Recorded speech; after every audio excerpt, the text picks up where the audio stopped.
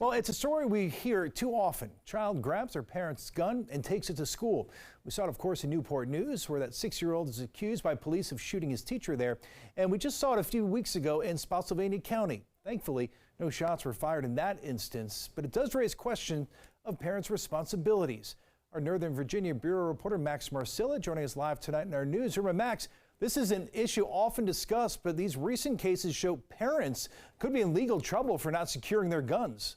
That's right, and we've seen police departments over the past several months, even years, give away lockboxes and stress the importance of gun safety. But tonight we're going to take a look at what is on the legal books here in Virginia and the consequences parents could face.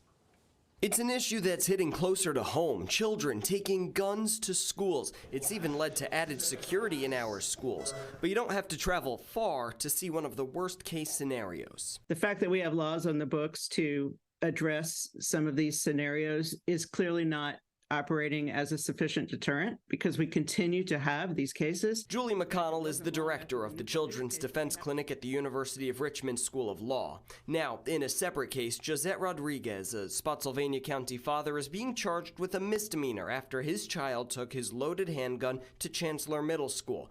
Prosecutors in Virginia have two options. The first is the misdemeanor charge of allowing access to firearms by children. That's what Rodriguez faces. The misdemeanor statute really is designed for that situation where a parent leaves a firearm out so that a child can easily access it. But the felony charge of abuse and neglect of children, which is what Newport News mother Deja Taylor faces, is broad and meant for more than just guns. That misdemeanor charge, McConnell believes, is not adequate as a deterrent. The misdemeanor statute really does not send a very loud and clear message that parents need to be more thoughtful about the way they store their guns.